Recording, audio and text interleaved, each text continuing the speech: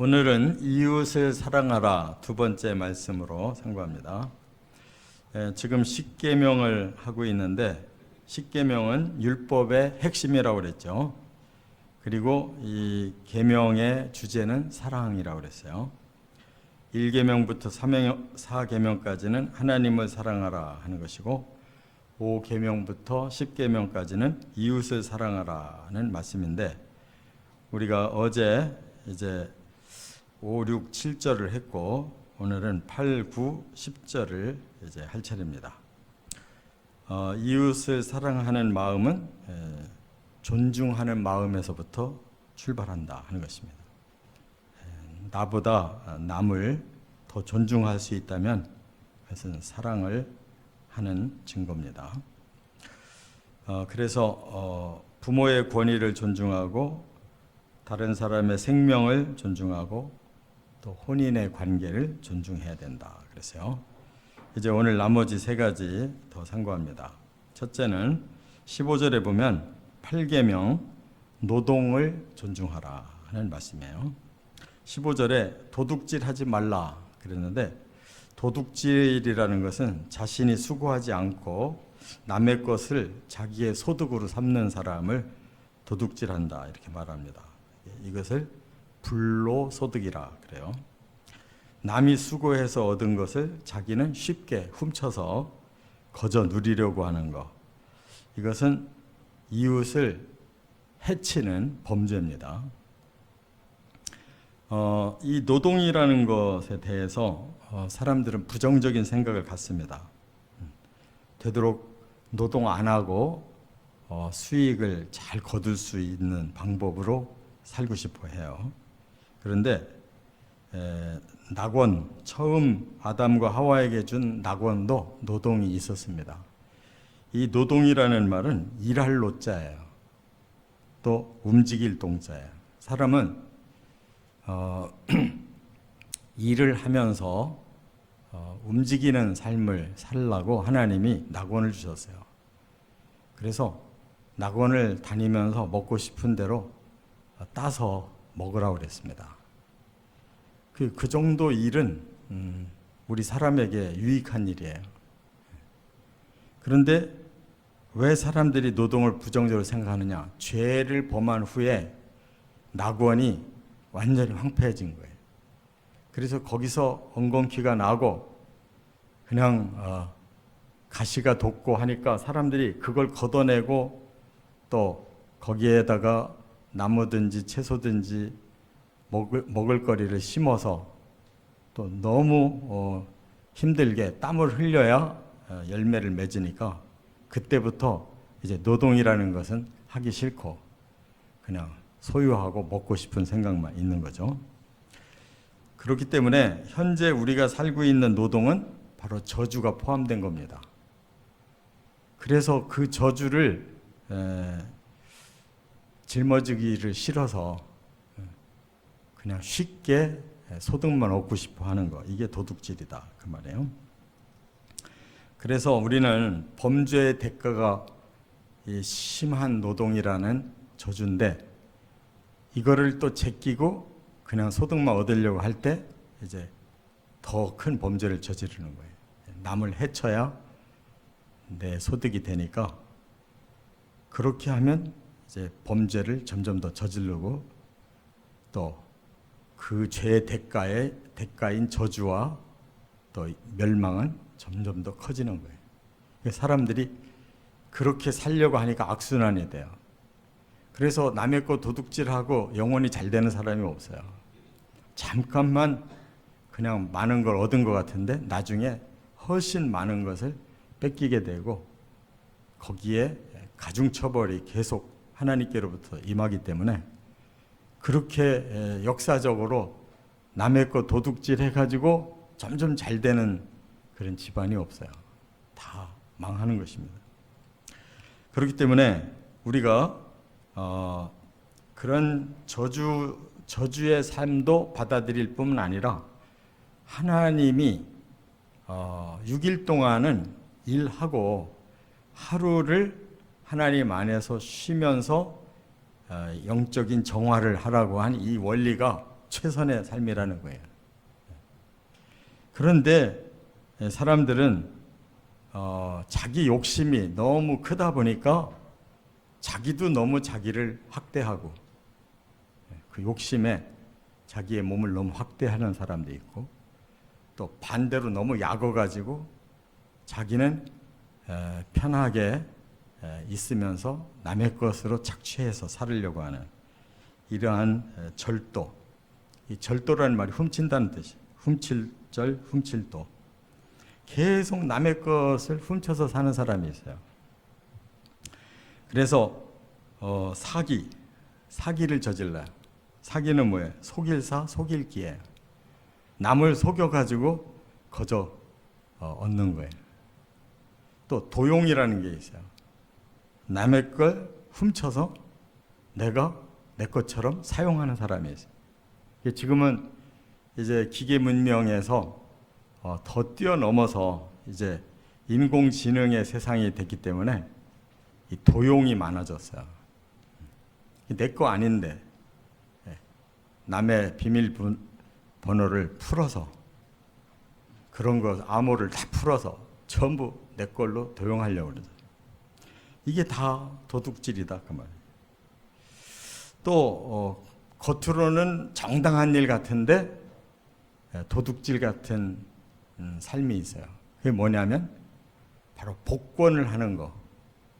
이거는 겉으로는 명분을 우리가 작은 돈을 모아서 큰 일을 하고 또 남도 도와주고 이렇게 하자 그러는데 그러한 목표만 그럴듯하지 실제로 그 복권이 움직이는 모든 동기는 사행심이에요. 내가 얼마짜리를 하나 사가지고 이걸 내가 도와주려고 샀다라고 생각하지 않아요. 요거 얼마 안 되는 거 가지고 사서 많은 복권이 당첨됐으면 하는 마음으로 전부 산단 말이에요. 그러니까 불로소득, 노동 없이 많은 걸 소유하겠다고 하는 심리가 거기에 쫙 깔려 있어가지고 백성들을 타락시키는 거예요. 그런 거 하지 말고 그냥 땀 흘려 노동하고 내 받은 저주는 내가 다 풀고 가겠다는 마음으로 성실하게 노동하면 다 대가가 지불돼요. 하나님이 완전히 씨가 마르게 한 게 아니라 땀을 흘리면 얻을 수 있도록 하나님이 저주한 거지 그냥 아무리 땀 흘려도 안 되게 이렇게 해놓은 게 아니에요. 그래서 어떤 일을 하든지 자기의 직업에 대해서 최선을 다하면 다 보람 있게 살 수가 있게 돼 있어요. 그래서 도둑질은 절대 하지 말아야 됩니다. 목사들도 도둑질해요. 어떤 도둑질?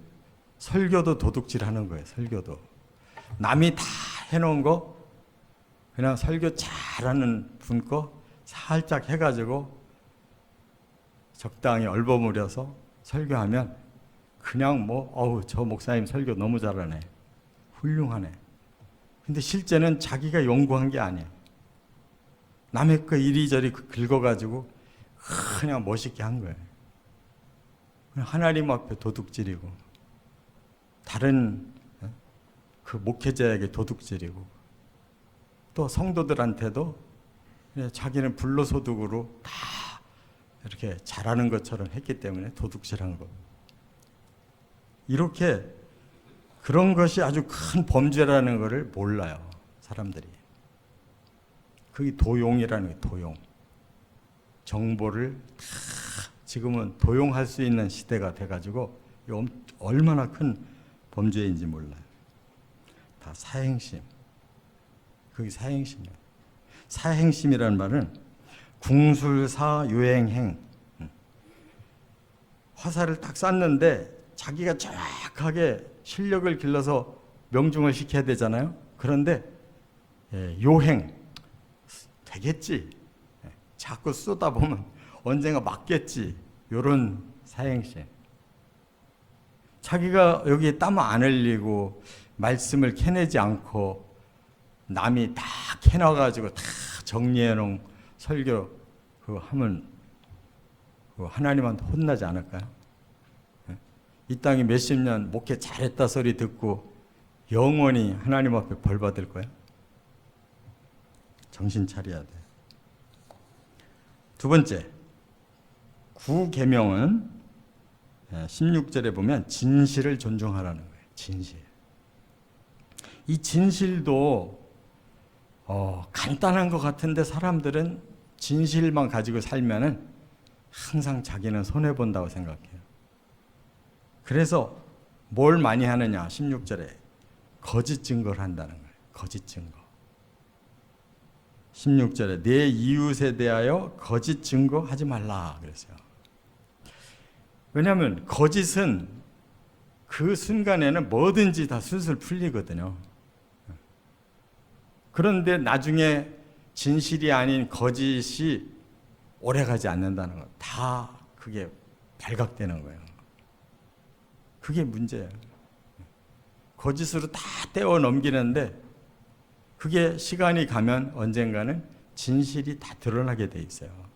오래 못 가요. 그렇기 때문에 이웃을 해쳐서라도 나의 유익을 얻겠다고 거짓을 행하는데 거짓을 계속 쌓다 보면 자기가 거짓말을 하는지도 몰라요. 자기가 자기를 세뇌해가지고 거짓말을 밥 먹듯이 하면서도 나는 진실한 사람이다. 나는 말을 잘하는 사람이다. 얼마든지 사람들에게 인정받을 수 있는 사람이다. 이렇게 자기를 세뇌해가지고 그냥 밥 먹듯이 하는 거예요. 근데 그게 거짓이 거짓을 낳고 꼬여버리면 나중에 다 거짓의 결과가 자기에게 돌아온다 그 말이에요. 그래서 진실을 존중해야지 오래 가는 거예요. 그 당신은 뭐 많은 미움도 살 수 있고 오해도 살 수 있고 여러 가지 어려움이 있지만 그거를 거짓으로 떼어 넘기는 것보다는 그 어려움을 견뎌내면서 진실을 지킬 때 그게 그 나중에는 진정한 삶의 열매가 되고 그것이 자기에게 결국 유익이 되는 것이다 그 말이에요. 사람의 그 본성이 이미 거짓되어 있어요. 왜냐? 우리가 죄를 질 때 누구 때문에 죄 졌냐면 사탄의 거짓 때문에 죄를 짓거든요. 그래서 에덴 동산에서부터 우리는 거짓을 배운 거예요. 사탄에게 속아 넘어간 거를 나중에 알았지만 나도 남을 그렇게 해야만 일단 내가 내 이익을 챙길 수 있다 하는 그러한 거짓에 우리가 그냥 노출돼 버렸어요. 거짓말하지 않고는 못 살아. 이 세상은 다 그렇게 돼 있어. 그러다 보니까 우리는 알지 못하는 사이에 사탄이 우리를 지배하고 있는 거예요. 거짓을 계속 저지르다 보면 그것이 우리에게 그 거짓의 그 주인공이 들어와 버려요. 아예. 그래서 예수님이 이렇게 지적하셨죠. 요한복음 8장 44절에 보면 이렇게 말씀했어요. 너희는 너희 아비 마귀에게서 났으니. 우리의 그 시작이 하나님께로부터 시작했는데 마귀에게 우리 마음을 뺏겨버려 가지고 아비가 우리 아비가 사탄이 됐다는 거예요. 그 아비 사탄이 거짓의 아비인데 자식을 어떻게 만들겠어요? 거짓의 자식을 만들 거 아니에요. 그래서 너희 아비의 욕심대로 너희도 행하고자 하느니라. 사탄의 그 악한 욕망이 결국 우리를 거짓말로 속이고 넘어뜨려서 결국 그 악한 욕망은 우리 모든 사람들을 다 사탄의 무리로 끌어들여서 같이 망하자. 그래서 하나님 일을 방해하자. 이게 목적인데 거기에 전부 끌려 들어가. 이 세상에서 내가 거짓말 잘할수록 나는 잘 되고 남에게는 적당하게 이렇게 해를 끼치고 이렇게 사는 게 제일 똑똑하고 훌륭한 것 같은데 그게 다 사탄의 자식들이 된 생각이란 말이에요. 그래서 사탄은 처음부터 살인한 자요. 진리가 그 속에 없으므로 진리에 서지 못하고 거짓을 말할 때 제 것으로 말하느니 그는 거짓말쟁이요 거짓의 아비가 되었다. 그러니까 모든 거짓의 근원은 다 사탄에게서부터 나오는 거예요. 우리는 임기응변으로 또 때로는 선한 거짓말, 말하자면 할 수밖에 없는, 상대를 위해서도 할 수밖에 없는 거짓말 있기는 하지만은 그런 것이 아닌 나를 유익하게 하기 위한 거짓말, 이거는 다 범죄다. 사람을 죽이는 것이다. 이렇게 말씀했어요. 그래서 그럼 어떻게 해야 해결되느냐? 예수님께서 45절에 이렇게 말했어요. 내가 진리를 말함으로 너희가 나를 믿지 아니하는도다. 예수님이 왜 배척받았느냐? 진리를 말하니까 사탄의 자식들이 된 그런 바리새인, 대제사장, 서기관, 이러한 지도자들이 오히려 예수를 몰아붙였다. 너 거짓말쟁이다. 네가 무슨 하나님 아들이냐? 우리가 언제 너한테 그런 권위를 준 적이 있냐? 전부 반대로 뒤집어 씌웠어요. 예수님을. 그런데 47절에 뭐라고 말씀하셨냐면 결정적인 건 뭐냐? 하나님께 속한 자는 하나님의 말씀을 듣나니 너희가 듣지 아니함은 하나님께 속하지 아니하였습니다. 중요한 건 우리가 네가 맞냐 내가 맞냐가 중요한 게 아니라 나중에 하나님 앞에 섰을 때 하나님 편에서 말한 것이 진리고 하나님에게 반대되는, 하나님과는 반대되는 말을 한 게 그 거짓이란 말이에요. 그 당시는 거짓, 그 아비의 그 짓을 한 사람들이 다 세상을 다 잡았지만은 나중에 하나님 앞에 가서는 심판을 받고, 예수님은 억울하게 거짓말하는 자로 죽음 당했지만 하나님 앞에서 바로 살리시고 3일 만에 살리시고 부활하셔서 하늘로 올라가셔서 하나님과 함께 천국을 준비하시고 우리를 부르러 오실 거고, 그러니까 끝이 그걸 반드시 증명해 준다, 그 말입니다. 끝으로 세 번째, 열 번째 계명은 17절에 보니까 권리를 존중하라는 거예요. 남의 권리를 존중해야 된다. 사람은 개인마다 기본적인 권리를 가지고 태어났습니다. 그런데 사람들이 약육강식의 세상이 되다 보니까 남의 권리를 자기 것으로 이렇게 만들려고 하는 이런 소유욕이 너무 강해요. 그래서 여기서 뭐라고 그랬냐면 탐낸다라는 단어를 썼어요. 이 탐욕. 이 원어가 하마드라고 그러는데 남의 것을 내 것으로 갖고 싶은 욕망. 이게 제일 문제예요. 그래서 이웃의 집이나 아내나 짐승이나 소유나 탐내는 것은 큰 범죄다 그랬어요. 그러니까 우리가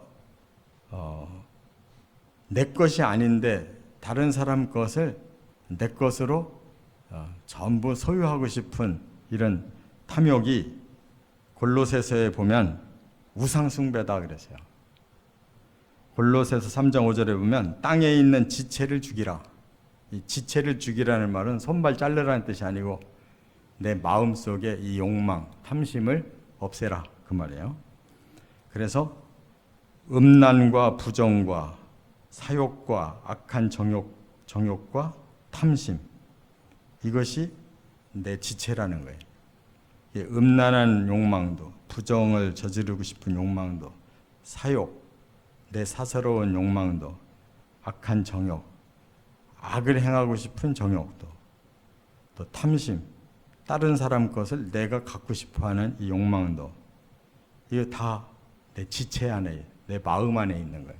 이걸 죽이래요. 그런데 왜 죽여야 되느냐를 말씀했는데 6절에 보니까 하나님의 진노가 임하느니라 그랬어요. 이런 것들이 나중에 벌받는 요소다. 이런 것을 심각하게 저지른 사람은 심각한 벌을 더 받는 거예요. 천국도 차등이 있지만 지옥도 차등이 있는 거예요. 영광도 차등이 있고 형벌도 차등이 있는 거예요. 그만큼 더 큰 악을 저질렀으면 더 큰 벌을 받고, 더 큰 하나님 앞에 헌신이 있었으면 더 큰 상을 받는 거라. 그렇기 때문에 우리의 마음에 이런 탐심이 사라지고 대신 이제 다른 것이 우리 안에 들어와야 되는데, 이 탐심을 뭐라고 설명했냐? 우상숭배라고 그랬어요. 우상숭배라는 말은 뭐예요? 깊이 빠져든다는 거예요. 우상화됐다는 거예요. 이 우리가 이게 젊은이들이 막 요즘 연기자들이 많이 아이돌이라는 말을 쓰잖아요. 그 우상이라는 단어거든. 인기를 얻었다 그러면 막 그냥 그 젊은이들이 막 그냥 우상으로 정말 빠져들어가지고 막 그렇게 하늘을 찌를 듯한 그런 인기를 얻어요. 우리 욕망이 바로 그렇게 만드는 거예요. 내 욕망대로 이루면 막 모든 것이 다 나에게 다 들어와서 그냥 영웅적인 삶을 살 것 같은 거예요. 그런데 영웅이 아니라 바로 패가 망신하는 그러한 벌을 우리가 받게 된다, 그 말이죠. 그래서 돈이든지 권력이든지 명예든지 이게 우상이 되면 그 인생은 망쳐들은 거예요. 이 정치인들이 바로 그 권력욕의 맛을 본 사람들이기 때문에 절대로 물러서려고 안 해요. 어떻게 해서라도 권력욕을 잡아가지고 자기 마음대로 한번 흔들어 보고 싶은 거예요. 돈에 대해서 그 우상화가 된 사람은 어떻게 해서라도 어떤 짓을 해서라도 돈을 모아가지고 그 돈 가지고 마음껏 누려보겠다고 하는 거예요. 명예욕도 똑같아요. 명예욕에 사로잡힌 사람은 어떻든 자기를 좀 사람들한테 자기 낯을 좀 드러내고 높여보고 칭찬받아보고 저분이 아무개래 하고 인기를 얻어보고 싶어요. 근데 이것이 다 헛된 욕망인 거예요. 우상이에요, 우상. 허상이 잠시 우리 앞에 그렇게 나타나가지고 마치 대단한 것처럼 신기루를 보여주셨을 뿐이란 말이에요. 결국은 남의 권리를 해친 것은 하나님 앞에 그만큼 형벌이 온다는 것을 말씀하고 있어요. 그럼 어떻게 해야 되느냐? 그래서 골로새서 3장 5절부터 이렇게 우리 땅의 지체를 죽여야 된다라고 했는데, 이 죽이는 방법을 9절에 이렇게 말씀했어요. 옛사람과 그 행위를 벗어버리고 그랬어요. 그러니까 우리의 옛사람, 예수 믿기 이전에 자연인의 마음은 그걸 옛사람이라고 부르는데, 그렇게 욕망 덩어리라는 거예요. 그 욕망 덩어리를 그 더러운 옷을 벗어버리듯이 내 마음에 더러운 마음을 벗어버려야 된다는 거예요. 그게 얼마나 힘들어요. 더러운 옷은 벗으면 쉽게 벗을 수 있어도 마음은, 자기 마음을 내려놓는다는 게 굉장히 힘든 거예요. 자아를 내려놓아야 된다는 거예요. 그리고 새 사람을 입었으니 그랬어요. 새 사람이 뭐예요? 예수님을 믿고 구원을 받아서 복음과 성령으로 점점 변화된 그 마음을 다시 심어야 된다는 거예요. 그게 얼마나 또 힘들겠어요. 사람을 새로 만든다는 게 얼마나 힘들어요. 그런데 그렇게 해야만 된다는, 결국은. 왜? 사탄의 형상으로 지금 만들어져 있는 우리가, 여기 보니까 하나님이 자기를 창조하신 이의 형상을 따라 그랬어요. 하나님 본래 형상대로 돌아가야 된다는 거예요. 그래서 지식에까지 새롭게 하심을 입은 자다 그랬어요. 그 말은 뭐예요? 우리의 그 영혼이 하나님의 형상을 닮을 뿐만 아니라 이제 우리의 자아, 지정의가 완전히 새로워져야 된다는 거예요. 하나님의 영성만이 아니라 우리의 지정의, 혼까지도 새로워져야 된다. 이렇게 말씀했어요. 이래야만 우리는 하나님 앞에서 바르게 살 뿐만 아니라 모든 사람들과의 관계에서도 정상적으로 살 수가 있다. 이렇게 말씀합니다. 그러니까 이 십계명은 가장 근본적인 원리를 말씀했기 때문에 이 10가지에 대해서 우리가 아주 씨름을 해야 돼요. 그냥 쉽게 되는 게 아니고 내 마음볼을 싹 뜯어 고쳐야 되는 거니까 사탄의 형상을 싹 뜯어내고 하나님 형상으로 새로 지어야 되니까 이거 얼마나 힘드냐. 신앙생활 잘하는 거는 자아를 죽이고 새 자아로 심는 작업을 잘하는 사람이 그게 신앙생활 잘하는 거예요. 이렇게 우리의 삶을 계명에 딱 맞춰서 새로 개조하는 작업을 최선을 다해 살아가시기를 주의 이름으로 축원합니다.